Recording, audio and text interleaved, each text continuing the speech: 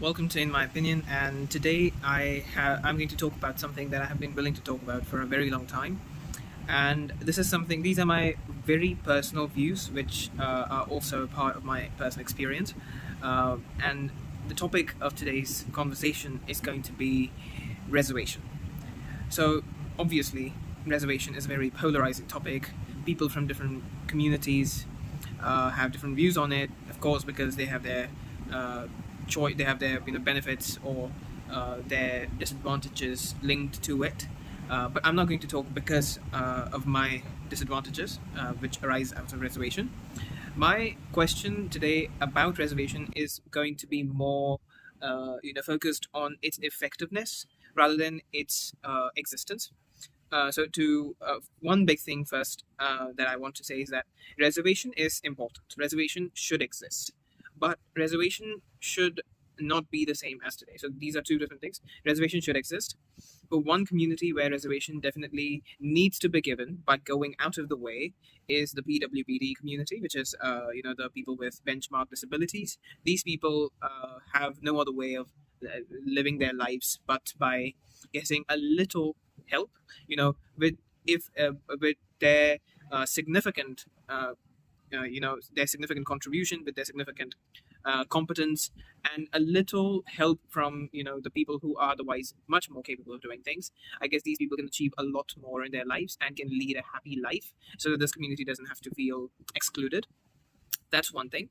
I also want to congratulate Sheetal Devi. This is a very talented young woman who recently became world champion in archery. She's the first woman without functioning hands to achieve that. So she's a Paralympian and she is amazing. I mean, I'm surprised that how a person can achieve that, but I also wanted to congratulate her alongside.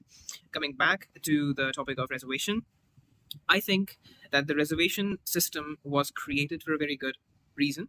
And Mr. Ambedkar, of course, had Dr. Ambedkar, I think I should say, was having good intentions when he made the system, and we cannot question his intentions because we know what kind of hardships he went through in his life. But that doesn't give him the right to discriminate against people, humans, who had nothing to do with what happened in the past.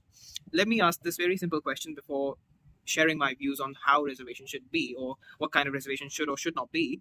Let me ask this very simple question, and this is not just about the unreserved people in India. It is generally about the discriminated and the discriminators. Generally, a comparison between these two. People around the world have been discriminated against by another community. And for some reason, it seems as though now, by doing reverse discrimination, a solution to this problem can be found. It's like because the society is unequal, we will enforce equality by being unequal. That's not how things work, not in my personal opinion. For example, the white people of America are today treated as though they were the ones who discriminated against the black people who were enslaved 1.5 centuries ago, or were not really having many rights up until like 80, 70 years ago. So they were not the ones who discriminated against those people. They were their ancestors, yes, but am I liable for the mistakes of my ancestors? I don't think, because as an individual, I had no contribution in those decisions. I had no choice in their and no choice in no part in making those decisions. And so to that extent, how am I supposed to bear? Why am I supposed to bear the disadvantages? Why am I supposed to, be the one suffering in a much more competitive, much more material, much more difficult world than the one which existed in the past? Because my ancestors might have done something. From what I know, my ancestors didn't. But you know what? The life is unfair, and this is another instance of the life being unfair, but this time it is being unfair and claims that it is doing this for the sake of fairness, and it is being systematically unfair. Constitution, right from the very highest document of our country, the unfairness is being imposed upon all of us, you and me, everyone. So this is kind of like a very hypocritical way of achieving a very nice goal. That's one thing. So this is similar. So as I gave example of America, that the white people are not, and that's I've heard. I don't know exactly what the case is, but I've heard that many white people are actually not even proud of being white, because of the disadvantages that comes with, and that they are stereotypized, that they are racist by birth because they are like that. Yes, there are racist people. I'm not saying there are not. Similarly, there are casteist people here in India. There is no doubt about that. But because of a small lot of people, why is everyone to be subjected to a disadvantage? And more importantly, why is an entire community subjected to disadvantage, which is anyway very small minority? So on the one hand, minorities have to be given special rights. On the other hand, minorities are subjected to special disadvantages because their ancestors had something to do with discrimination, which the present day minority has nothing to do with. This is how India's judicial system works. I have a lot more things to say about judiciary anyway, but let's just put it for another video. Coming back, I have the next thing, that what do I think reservation should be like? So why do I think the reservation should exist? Because we want this problem to go away for once and for all, and this, it will not go away until we as people put it out. But it doesn't mean that you just create a system which lasts perpetually and has no system of checks, so that it doesn't become a means of populist politics. And that's exactly what it has become. I'm willing to highlight here what happened recently in Madhya Pradesh. 73% of the seats are, and this is a BJP government, which is completely. Where is the intelligence of this Mohan Yadav, Mohan Yadav, Chief Minister? Whatever he's doing, he's completely out of his mind. And anyways, it's legally not possible. But that's one thing. The other thing is, how can you? What happened to Article 335? Which clearly says that you should provide reservation, but with the caveat that it should not compromise with the operational efficiency of the administration. And by providing 73% reservation, you are essentially going against the Constitution of India. And somehow the Constitution police, the Congress party, is not raising this issue because this somehow aligns with their ideology or whatever. I don't know. So why is this guy doing this? And this is completely. I wanted to raise this issue because it just surfaced. I wanted to raise this issue long ago, but I thought maybe I should not talk about this, not yet. But then this happened, and I feel like I should talk about it. I think that a lot of people will agree with what I have to say, especially because we are on the side of, on the disadvantaged side here, and this is not something that we deserve. I had nothing to do with what happened in the past. I don't discriminate with my peers. I don't discriminate with anyone I see. I have all the respect. I think there are two things. I came up with this actually a few years ago, but these questions have obviously lingered in my mind, and I think I will suggest this system of reservation. And because in the past the reservation was never economical, or rather the discrimination was never economical discrimination, as we can see that our own hierarchy Varna system has the most affluent class below the most intellectual class, which means that this system was hierarchy of intellectualism and hierarchy of social contribution rather than hierarchy of personal wealth. But today, the system has completely turned upside down, and it has become all about material possessions, about giving access to, prestigious positions and giving access to monetary benefits. But this doesn't make sense. Why are you providing one kind of benefit for a different kind of discrimination that happened in the past? I have a better solution. Reservation should be first. Economic kind of reservation and educational kind of reservation should be. But that reservation should be completely based on economic grounds, completely be given to people who actually deserve that discrimination.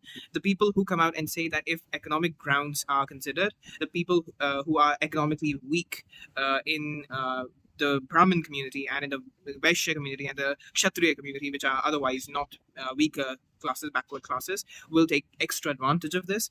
But they are economically weak. They are poor people. They are struggling to make their ends meet. That is exactly the kind of people we need to provide for. So why do we not give reservation to such people? This is a completely nonsensical argument that we have to provide support to a community. We don't have to provide or a caste. No, we don't have to provide to a caste. We have to provide to people. We don't have to provide to a surname. We have to provide to a human. That's there is a fundamental difference here.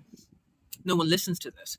And then going forward, because this discrimination was always about, and that's where I disagree with the priestly class today, and obviously people will disagree with me as well, but I would like to still say it, that why don't we give option to such people who who currently get reservation under the system, and we give them option that they can choose either to learn Vedas and learn these amazing texts, and then participate in a free competition to become high priests of big temples and small temples, local temples, and completely renounce their reservations for the rest of their life and for the future of for their entire generation. They might adopt a different surname if they wish, or they might simply raise their caste or their varna to Brahman if they want, whatever. But if they can do that, if they can do that, then if they are willing to accept, so this community is on the one hand asking for all the access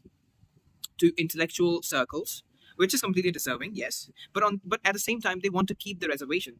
Now that's where the problem is. Both of them cannot happen. I'm not saying because I don't want one of these things to come to you. It's just because it will be undue advantage par excellence. You were disadvantaged. Uh, you were disadvantaged educationally, you were disadvantaged socially, you were disadvantaged and intellectually. You get the access to all of these things, you become priests and everything else, and then you give up your economic advantages which you get today. Doesn't make sense? It makes sense. I mean, to me, it makes all the sense. Another option is that and this is something that was suggested to me actually by someone, but I'm just putting it forth here, which I really liked, that giving, to every individual of a family, and this is something that, that will go retrospectively. So if it has already happened, then it will not happen in the future. It will not happen in the future. But if it hasn't happened, then it will happen, certainly, that whichever classes today deserve reservation, we give them reservation, and no more additions here. We give them reservation. Economically weak people as well, we give them reservation. Each individual of the family, reservation up to 2 generations, which means that if, let's say that I was a person from this class, I get a reservation, and then my offspring gets reservation as well, 2 generations. If I had a sibling, even they get a reservation, and their offsprings also get reservation. But beyond that, no reservation would exist, and this would be documented so that there is no loopholes there here and there, and there is no taking advantage of the system. And this way, for 2 generations, I've considered this reservation system because in 1 generation you might, there's this thing that on a road, if there are holes, it takes time to first fill up the holes and then renew the road. Similarly, in lives of people, if they have been disadvantaged for such a long time, it takes 1 generation to just fill up all of the gaps in their lives, and the next generation then builds upon that new foundation. And so we give them 2 generations to recover, but in the third generation they are at par with everyone else, and they should fight fair and square. That's my viewpoint. These are the 2 options which I consider. The first one, which is about giving them option of choosing either intellectual circles or economic benefits, that's less a practical one. This is less practical than the latter, because but this is a very good method of exposing the hypocrisy of this class. So on the one hand, all the fundamental inequality in that very class itself. So on the one hand, this class of people which receives reservation talks about equality and how they have not been treated equally, so they want to be treated equally and all of that bullshit. On the other hand, they want both kinds of benefits. You cannot have extra benefits towards economic circles while also having all the benefits of intellectualism. So all the access to the highest class. Obviously, everyone deserves, without question, access to highest class. So whoever are these all people, they don't get the extra access to the economic circles. That is reservation, in other words. So you decide which one of them you want, and then choose it. And if you want rehabilitation or something like that, because everyone in your locality knows you, that you are not from that intellectual class, then you might as well move somewhere and live a very new life there with a new surname, and maybe the CBI will help you relocate yourself or something, whatever. But I don't care what happens. What matters to me is that my life is being determined by a system that is fundamentally flawed. From what I know, the system has not functioned. I see poor people from this community still exist without access to anything, and for some reason, just the same people keep getting these benefits under this reservation system, and no one talks about it because these people want to keep it that way. I don't want that to be. I want the system to benefit people and then go away forever. That's my view, and that's why I have posted this video. If anyone watches it and And like said, I would love to hear back, and I would love to see the comments and see if people disagree or agree with what I'm saying. Also, please share if you agree with the view or disagree. Then you can obviously comment back and tell me what I'm wrong about. And of course, subscribe and share and like and everything. And this is in my opinion. Thank you very much for watching for this long, and I will see you in the next one.